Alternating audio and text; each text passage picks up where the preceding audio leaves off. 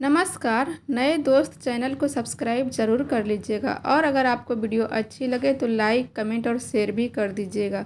तो चलिए आज की कहानी शुरू करते हैं। शंकर जी एक सीधे साधे आदमी थे। वो दिल्ली की सड़कों के किनारे फुटपाथ पर अपनी पत्नी के साथ रहते थे। वह दोनों उम्र के साथ साथ बूढ़े हो चुके थे। उनके परिवार में 2 बेटे और बहुएं पोता पोती सभी थे, लेकिन अपने बेटे बहू के व्यवहार से परेशान होकर वो घर छोड़कर चले गए। तब से वो सड़कों के किनारे रहते थे। वह बस अड्डे और रेलवे स्टेशन पर गाना गाकर पैसे कमाते थे। लोग उनका गाना बहुत अच्छे से सुनते थे, क्योंकि वो बूढ़े होने के बावजूद भी बहुत अच्छा गाना गा लेते थे। एक दिन वो गाना गा रहे थे, रब जो चाहे वही तो होना है, आदमी खिलौना है। तभी कुछ लोग उनसे कहते हैं, अरे बाबा बहुत अच्छा गा लेते हो। ये कहकर वो लोग उनका वीडियो बनाने लगे। बेटा सब समय सिखा देता है, लेकिन पहले शौक से गाता था, आज दुखी होकर गाता हूँ। पेट का सवाल है, उम्र इतनी तो नहीं रही कि कुछ भारी काम कर पाऊँ, लेकिन अपनी आवाज़ ही काम पर ला रहा है ताकि अपनी पत्नी को रोटी खिला सकूं। लेकिन बुढ़ापे में तबीयत भी कहाँ साथ देती है। उन बूढ़े आदमी का नाम शंकर था। वो स्वभाव से भी दयालु थे। वैसे इतनी ठंड है, स्वेटर टोपी कुछ भी नहीं पहना। ठंड नहीं लगती क्या आपको बाबा? तुम्हें बस अड्डे पर एक आदमी ने कहा। ठंड भी लगती है और भूख भी बेटा, और दोनों की लड़ाई में भूख हमेशा ज़्यादा तड़पती है। इसलिए ठंड को अनदेखा कर भूख के लिए आना ही पड़ता है। शंकर जी ने अपने आंसू पोंछते हुए कहा, अरे बाबा आप रोइए मत। जितना कोई नहीं होता उनका ऊपर वाला होता है, जिनका कोई नहीं होता उनका ऊपर वाला होता है। यह कहकर मौजूद वहाँ हर कोई थोड़े पैसे शंकर जी को दे देते थे। शंकर जी उन लोगों का शुक्रिया अदा करके आगे चले जाते थे। शंकर जी रोज़ बस अड्डे और रेलवे स्टेशन पर ऐसे ही गाना गाकर भीख मांगते हैं, लेकिन एक लड़की रोज़ उनको पैसे ना देकर खाना देती थी। उन दिन वो लड़की जब शंकर जी को खाना दे रही थी, तब शंकर जी ने उसे पैसे मांगे। लड़की ने उनसे पूछा, क्या बात है बाबा, आज भूख नहीं लगी क्या? बिटिया तुम तो रोज़ मुझे खाना देती हो, अकेले खाने को मेरा मन नहीं करता, इसलिए तुम्हारी दी हुई खाना ले जाता हूँ, पर जब तुम्हारी दादी तक पहुँचता हूँ यह खाना खराब हो जाता है और दिन भर में बस इतनी कमाई तो हो जाती है कि सिर्फ एक लोग का पेट भर सके, इसलिए आज पैसे मांगे बेटिया। शंकर जी ने आंखों में आंसू लिए कहा। तो वो लड़की शंकर जी की बात मान लेती है, पर वो सोचती है क्या पता ये सच बोल रहे हैं या झूठ, कौन जाने। ये पैसे कमाने का नया तरीका है। ट्रेन के लास्ट स्टेशन पर सभी उतरते हैं और साथ में वो लड़की मीरा भी। वो शंकर जी की बात का पता लगाने के लिए उनका पीछा करने की सोचती है और उनके पीछे जाती है और देखती है स्टेशन के बाहर एक पेड़ के नीचे एक तिरपाल लगा हुआ है, जिसके अंदर शंकर जी चले जाते हैं। उनके अंदर एक बूढ़ी औरत बैठी थी, जो दिखने में काफ़ी कमज़ोर और कई दिनों से भूखी लग रही थी। बाबा उस बूढ़ी दादी के साथ बैठकर पैसे गिनने लगते हैं। उनकी हाल देखकर मीरा की आंखों में आंसू आ जाते हैं। मीरा एक यूट्यूब पर हेल्पिंग चैनल चला रही थी और एक हेल्पिंग चैनल चलाने के कारण एक संस्था से जुड़ी थी, इसलिए उसने तुरंत अपने संस्था के लोगों को फ़ोन कर उन बुजुर्गों के लिए गर्म कपड़े मांगे, क्योंकि इतनी ठंड में दोनों पतली चादर ओढ़े बैठे थे। वो तिरपाल भी इतना पतला था कि शायद उन्हें उनका बचाव हो पा रहा था। थोड़ी देर में मीरा के संस्था के लोग नए कपड़े और कुछ खाने के सामान को लेकर आ गए। वहाँ लोगों को वहाँ देखकर शंकर जी चौंक जाते हैं, डर जाते हैं और मीरा से कहते हैं, क्या बात है बिटिया, तुम यहाँ? मैं तुमसे पैसे मांगे तो तुम ये देखने आई होगी कि मैं सच कह रहा हूँ या झूठ। देख लो, कुछ भी झूठ नहीं कहा था मैंने। हम गरीबों को 2 वक्त की रोटी तो क्या, पहनने ओढ़ने के लिए एक फटा कपड़ा भी नसीब नहीं होता है। ये कहते कहते शंकर जी रोने लगे। अरे बाबा नहीं, नहीं नहीं, मैं तो आप जैसे लोगों की मदद करने के लिए ही हूँ। मैं हर रोज़ आपको बस अड्डे पर देखती थी, पर आज आपकी मदद के इरादे से आपका पीछा किया। बाबा, ये लीजिए आप दोनों के लिए कुछ गर्म कपड़े, और अब से आप लोग यहाँ नहीं रहेंगे। चलिए आप दोनों हमारे साथ। शंकर जी ने कहा, पर कहाँ बिटिया? शंकर जी ने आश्चर्य से पूछा। बाबा, हमारे वृद्ध आश्रम, जहाँ आप जैसे कई लोग रहते हैं। आपको वहाँ कोई तकलीफ नहीं होगी। मीरा ने उनका हाथ पकड़ते हुए कहा, पर बिटिया, अगर मैं गलत नहीं हूँ तो वहाँ के भी कुछ खर्च होते होंगे ना? क्योंकि हमने सुना है कि बिना कोई खर्च के वहाँ रहने को नहीं मिलता, और जब उनके बच्चे कोई खर्च नहीं देते तो वो भी उन्हें निकाल देते हैं। बिटिया, कहीं ऐसा ना हो कि कुछ दिन रहने के बाद हमें वहाँ से निकाल दिया जाए और यह जगह भी हमारे हाथ से निकल जाए। बड़ी मेहनत से तो ये तिरपाल का जुगाड़ कर लिया है, पर मैं तो कहता हूँ तुम लोगों ने गर्म कपड़े दे दिए, बस हमें और कुछ नहीं चाहिए। हमें यहाँ कोई दिक्कत नहीं है। शिव शंकर जी ने हाथ जोड़कर मीरा से कहा, अरे बाबा, वहाँ से कोई नहीं निकालेगा आप लोगों को, क्योंकि आप लोगों को खर्चे के लिए हम लोग चंदा लेते हैं। आप ये सब मत सोचिए और चलिए हमारे साथ।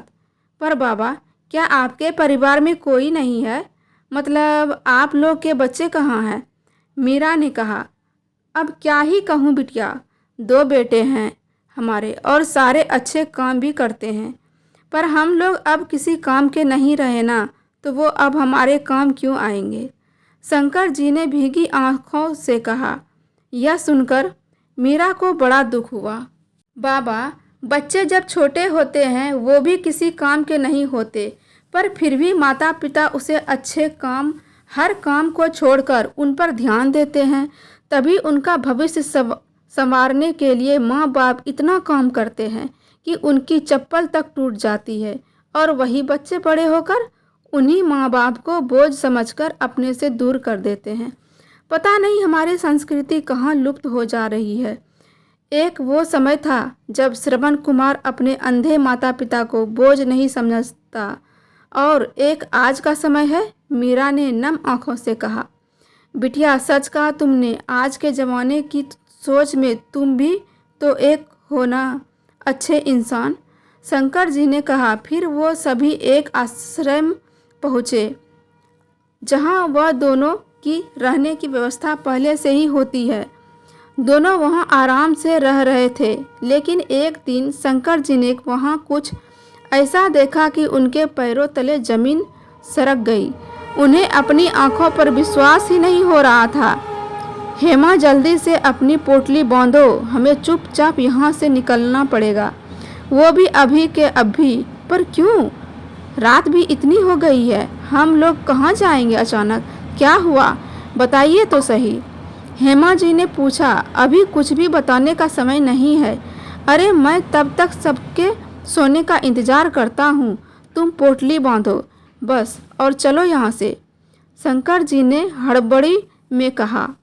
फिर दोनों चुपचाप रात के अंधेरे में वहाँ से निकल जाते हैं और वापस उसी पेड़ वाली जगह पर पहुँचते हैं तो देखते हैं वहाँ से पेड़ काटा जा चुका था और उसी जगह पर एक पार्किंग एरिया बनाया गया है और वहाँ बहुत सी गाड़ियाँ खड़ी थी। अब हम कहाँ जाएंगे पता नहीं। आपको भी कौन से दौरे आते हैं? इतने अच्छे तो थे हम, वहाँ रहने खाने का भगवान ने इतना अच्छा बंदोबस्त कर दिया था, पर फिर आ गए ठंड में यहाँ रहने के लिए। हेमा जी ने नम आँखों से कहा। हेमा जी, मेरे वहाँ से आने का कारण अगर तुम्हें पता चलेगा ना, तो तुम भी कहोगी कि मैंने ठीक किया। मतलब ज़रा साफ साफ बताइए। हेमा जी ने पूछा।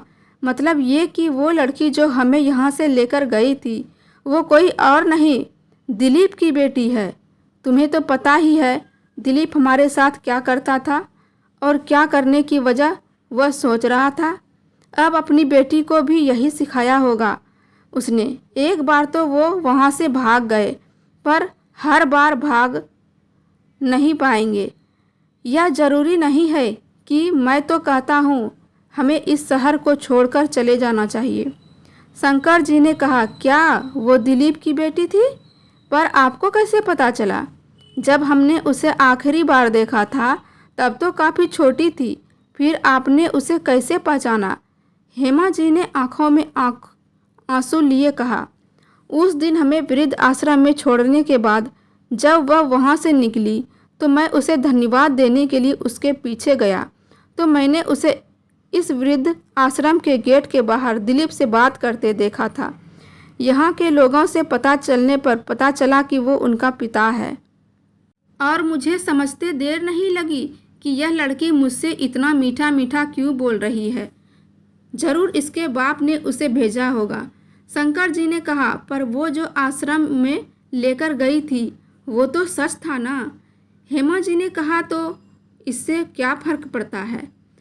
अब हमारा विश्वास जीतने के लिए ये सब तो करना ही पड़ता है, और कौन जाने इसके बाद वे लोग हमारी दुर्गति करने की ही सोच रहे होंगे। चलो हेमा जी जल्दी करो, हमें रातों रात ये शहर छोड़ना पड़ेगा। शंकर जी ने डरते हुए कहा, अरे लगता है बुढ़ापे में आपका दिमाग खराब हो गया है। हमारी उम्र जानकर भी आपको लगता है हम पैदल ही शहर से निकल जाएंगे, वो भी रात के अंधेरे रास्ते में? पुलिस ने रोक लिया तो हमें चोर डाकू समझकर कहीं अंदर ना कर दे। हेमा जी ने कहा, यहाँ यह बात भी सही है तुम्हारी, चलो यही सड़क किनारे थोड़ी देर आराम कर लेते हैं, रोशनी होते ही सुबह चल पड़ेंगे। यह कहकर शंकर जी और हेमा जी वहीं बैठ जाते हैं और अपनी पिछली यादों में खो जाते हैं। दोनों भाई दिलीप और राहुल शंकर जी और हेमा जी एक साथ रहते थे। शंकर जी एक बहुत बड़ा होटल चलाते थे, वो भी शहर के बीच में। शंकर जी और उनके बेटे होटल संभालते थे। होटल में हमेशा इतनी भीड़ होती थी कि वो लोग बारी बारी घर में आराम करने जाते थे। हेमा जी हर दिन तीनों का इंतज़ार करती। बड़ा खुशहाल परिवार था, पैसों की कोई कमी नहीं थी। घर के हर काम के लिए नौकर लगे थे, लेकिन खाना वह खुद से ही बनाती थी। उनकी तबीयत अक्सर ख़राब रहती थी, जिस पर खाना बनाने वाली को रखने की बात भी होती, पर हेमा जी मना कर देती। हर काम के लिए नौकरानी थी, पर खाना बनाने और खिलाने के लिए हेमा जी करती थी। समय ऐसे ही बीतता गया और दोनों बेटों की शादियां भी हो गई। सोनी और चांदनी पहले तो मिलजुल कर रहती थी, फिर धीरे धीरे आपसी लड़ाई बढ़ती गई और परिवार अंदर ही अंदर खोखला होता चला गया। बात बात पर झगड़ा होने लगे। यह सब देखते देखते शंकर जी बीमार रहने लगे और उन्होंने जल्द ही बिस्तर पकड़ लिया। उनके बाद तो हालात और भी बदतर होते गए। दोनों भाई ने पैसे चुराने शुरू कर दिए, जिसे होटल में बहुत घाटा हो गया और अंत में होटल बंद करना पड़ा। अब शंकर जी ने सबको अलग रहने के लिए कह दिया और उसी घर में सभी ने अपना हिस्सा अलग कर लिया और सभी अलग अलग रहने लगे। सबसे बड़ा सवाल उठा कि माँ बाप कहाँ रहेंगे, तो दोनों ने माँ बाप के रहने का इंतज़ाम तो कर दिया, पर दोनों उनकी जिम्मेदारी लेने से कतरने लगे। तभी एक दूसरे पर माँ बाप को ठोकने लगे थे। जिस होटल को शंकर जी ने इतनी ऊंचाई पर पहुंचाया था, आज उस होटल का नामो निशान ख़त्म हो चुका था। दोनों बेटों ने तो दुकान के पैसे हड़प कर कुछ दिनों तक घर पर जमा भी कर लिया था, पर शंकर जी तो अभी अभी बिस्तर से ही उठे थे। वो काफ़ी दिनों से अपनी बीमारी की वजह से काफ़ी रुपए खर्च कर चुके थे। दोनों बेटों ने यह फैसला किया कि वो दोनों 6 महीने के लिए माँ बाप को अपने पास रखेंगे। वैसे माँ बाप तो रहेंगे इसी घर में ही, बस खाने के लिए 6-6 महीने तक एक बेटा खर्च उठाएगा। शंकर जी अपने परिवार की ऐसी हालत देखकर बस रो देते हैं, पर अपनी अवस्था के कारण अपने आंसू को पोंछ लेते हैं। पहले उन्हें रखने की बारी आई उनके बड़े बेटे और बहू की, लेकिन सोनी तो उस पर चिढ़ती थी। हेमा जी सोचती थी कि पता नहीं उन्होंने ऐसा क्या कर दिया जो बहू उनके ऐसा बर्ताव करती है। हेमा जी बरसों से दोनों बेटों और पति के खान पान पर ध्यान रखती आई थी। मजाल है कि कोई उनकी देखभाल में कोई कमी निकाले, पर आज वो दोनों अपने ही घर में अजनबियों की तरह रह रहे थे। एक दिन सुबह सोनी हेमा जी से कहती है, देखिए मम्मी जी, अब हम कोई रईस तो हैं नहीं, इसलिए ऐसे बैठकर खाने का कोई सवाल ही नहीं उठता। आज से घर के सारे काम आप करेंगे और बाहर के पापा जी करेंगे, तभी आप दोनों को खाना मिलेगा। हेमा जी इस बात को हाँ से सिर हिलाकर बहू की जली कटी बातें सुन लेती और चुपचाप रसोई में चली जाती है। वो दिन भर काम करती, पर फिर भी सोनी उस लोगों का खाना देते वक्त यही कहती, पता नहीं कुछ लोग अपनी अच्छी किस्मत लिखवा कर लाते हैं कि फ्री का खाना खाते हैं और उनको खिलाने वाले खुद पिसता रहता है। एक कप चाय जो कभी सुबह के अलावा मांग लिया उन्होंने, तो चाय का तो पता नहीं, ताने तो ज़रूर सुन लेते थे। और कभी कभी अगर हेमा जी अपने आप रसोई में खाना ले लेती तो बहू उनके हाथ से छीन लेती और डंडे से उन्हें खूब मारती। हेमा जी बेचारी चुपचाप सारी मार सह लेती। इसी तरह दिन बीतते गए और वह दोनों तो और ज़्यादा बदतमीज और ख़तरनाक होते गए। अब ये दोनों तो एक दिन छोड़कर खाना देते थे और एक तो बिस्किट की चाय के साथ दे देते थे। कहते थे कि उनकी कमाई इतनी नहीं है कि अपना पेट तो भर नहीं पाते, अब तुम दोनों को कहाँ से खिलाएंगे, हमारे लिए ही घर पर खाना नहीं बनता। पर वो अपने कमरे में चुपचाप बाहर से लाकर खा लेते। शंकर जी चुपचाप रोते और हेमा जी भी, लेकिन दोनों एक दूसरे के सामने नहीं रोते थे। फिर बारी आई राहुल और चांदनी की। अब शंकर जी हेमा जी अब उनसे भी बड़ी उम्मीद लगाए बैठे थे, पर राहुल की सोच उनके अपने माता पिता को मुफ्त में खिलाने की जगह उनका इस्तेमाल पर पैसे कमाने का सोच रहा था। उसने शंकर जी से कहा, पापा आप तो जानते ही हैं कि हमारा होटल बंद हो गया है और ऐसे में मैं वापस से होटल को खड़ा करना चाहता हूँ। अगर आप मेरा साथ दें तो हम फिर से खड़ा कर सकेंगे। पापा भैया से आप दोनों को बहुत सताया है ना, और मैं इसलिए चाहता हूँ कि आप उनके पास दोबारा ना जाएं। आप हमेशा से सर उठाकर जीते आए हैं और आगे भी ऐसे ही जिएंगे, इसलिए मैंने एक रेस्टोरेंट पर आपके लिए बात की है। कुछ नहीं, आपको वहाँ बैठकर वहाँ का हिसाब किताब देखना है, जिसके लिए आपको तनख्वाह भी मिलेगी।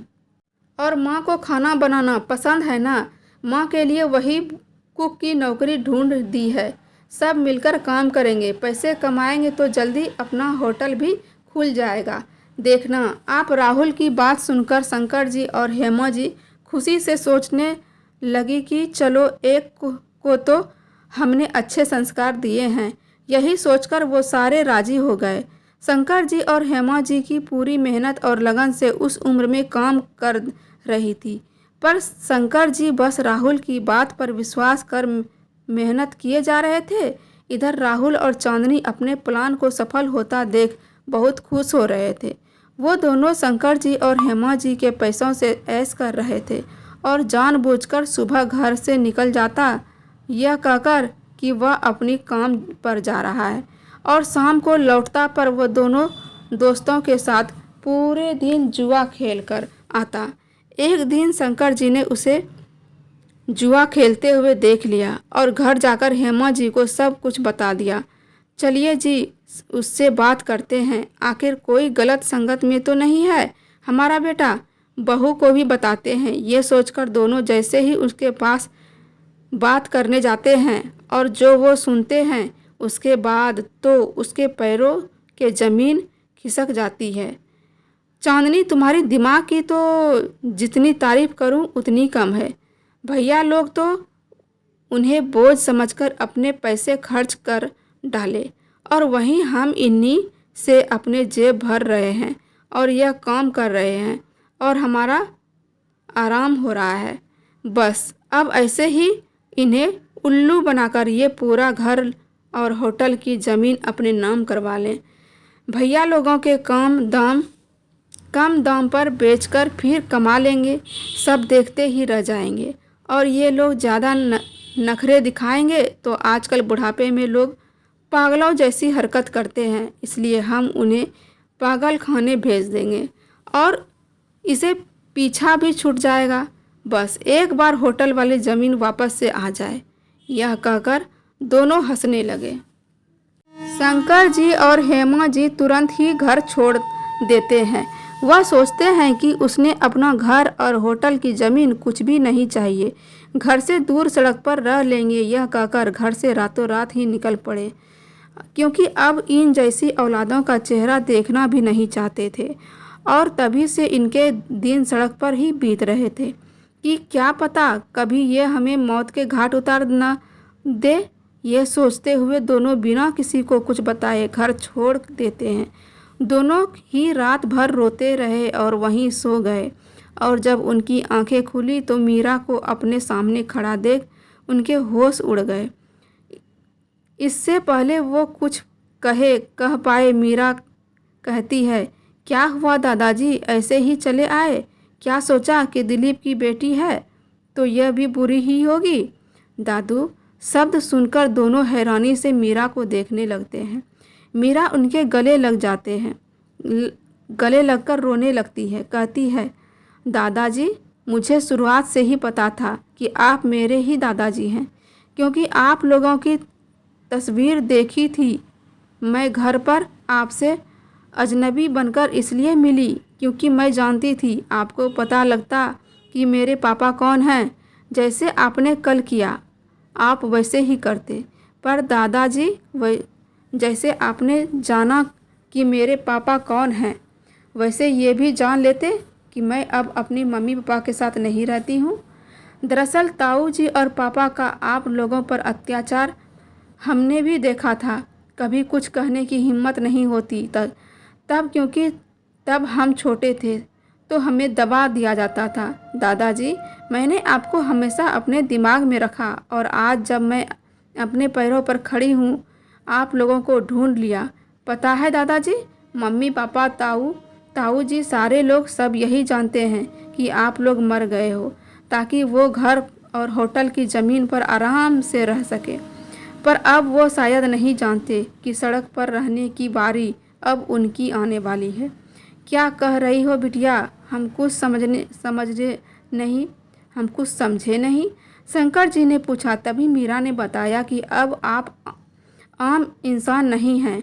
ये देखिए, आप जब गाना गा रहे थे ना, तब आपका गाना किसी ने वीडियो बनाकर यूट्यूब पर डाल दिया था, जिससे आप वायरल हो गए हैं और अब आपको करोड़ों लोग जानने लगे हैं। आप मशहूर हो गए हैं। चलिए अब आप लोगों को सड़क पर रहने की कोई ज़रूरत नहीं है। उन्हें अपने मोबाइल से वीडियो दिखाने लगती है, जहां एक बहुत बड़ा प्रोग्राम होता है और सिंगर के तौर पर वो शंकर जी को ही बुलाया जाता है।